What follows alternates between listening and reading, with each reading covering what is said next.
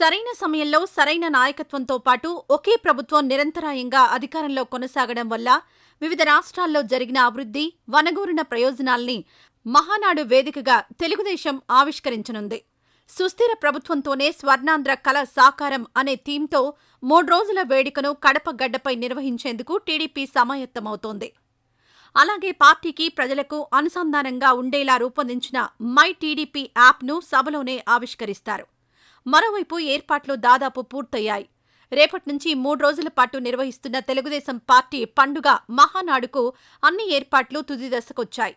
రేపు మొదటి రోజు పార్టీ ప్రతినిధుల సభ, సంస్థాగత నిర్మాణం, భవిష్యత్ కార్యాచరణతో పాటు తెలుగుదేశం పార్టీ మౌలిక సిద్ధాంతాలు, 6 సూత్రాల ఆవిష్కరణ, నియమావళిలో సవరణలపై ప్రధాన చర్చ జరగనుంది.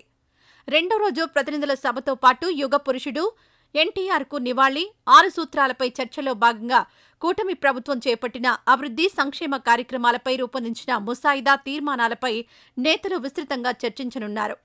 తొలి రోజు ఉదయం 8:30కు ప్రతినిధుల నమోదుతో మహానాడు పండుగ ప్రారంభం కానుంది. అనంతరం ఫోటో ఎగ్జిబిషన్, రక్తదాన శిబిరాలను ప్రారంభించనున్నారు.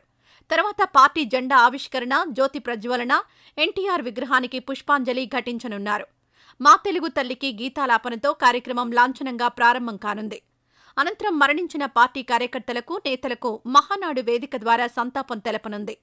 ప్రధాన కార్యదర్శి నివేదిక అనంతరం పార్టీ ఆంధ్రప్రదేశ్ అధ్యక్షుల స్వాగత ప్రసంగం ఉంటుంది. మధ్యాహ్నం అధినేత చంద్రబాబు ప్రారంభ ఉపన్యాసం చేయనున్నారు. పార్టీ జాతీయ అధ్యక్షుల ప్రసంగం అనంతరం తెలుగుదేశం పార్టీ మౌలిక సిద్ధాంతాలపై మహానాడు వేదిక ద్వారా చర్చించనున్నారు.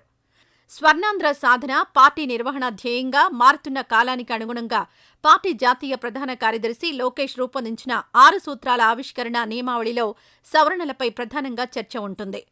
మధ్యాహ్నం 1 గంటకు జాతీయ అధ్యక్షుడు ఎన్నికకు నోటిఫికేషన్ ఇవ్వనున్నారు.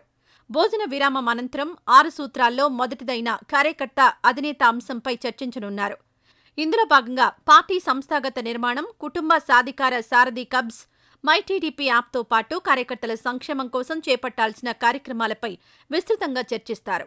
సాయంత్రం 6 సూత్రాల్లో రెండోదైన యువగళం అంశంపై చర్చ ఉంటుంది.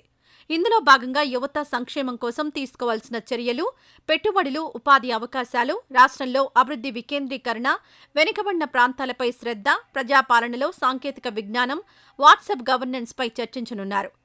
మహానాడు రెండో రోజు పార్టీ వ్యవస్థాపక అధ్యక్షుడు ఎన్టీఆర్ 102వ జయంతి సందర్భంగా యుగ పురుషుడికి మహానాడు వేదిక ద్వారా ఘన నివాళి అర్పించనున్నారు. అదే రోజు 6 సూత్రాల్లో భాగంగా కూటమి ప్రభుత్వ సంక్షేమం, అభివృద్ధి కార్యక్రమాలపై రూపొందించిన తీర్మానాలపై ప్రధానంగా చర్చించనున్నారు. తెలుగు జాతి విశ్వఖ్యాతి అంశంపై కీలక చర్చ జరగనుంది.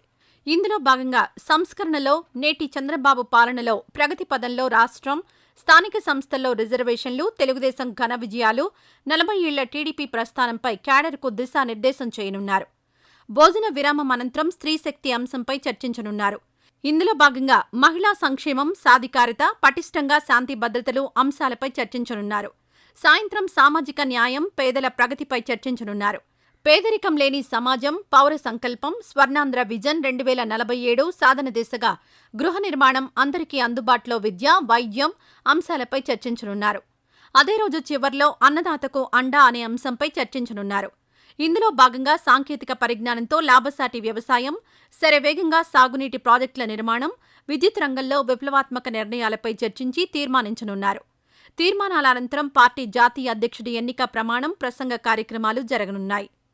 పలు రాష్ట్రాల్లో వరుసగా ఒకే పార్టీ ప్రభుత్వాలు ఎన్నికవుతూ ఉండడం, అందువల్ల అక్కడ జరుగుతున్న సుస్థిర అభివృద్ధితో ఆయా రాష్ట్రాలు ముందు వరుసలో ఉంటున్నాయి.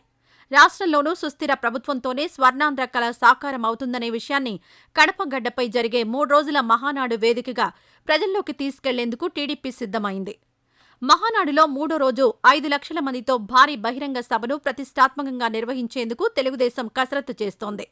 27, 28 తేదీల్లో ప్రతినిధుల సభ, వివిధ తీర్మానాలపై చర్చ, ఆమోదం తెలపనుండగా 29న బహిరంగ సభ మాత్రమే జరగనుంది.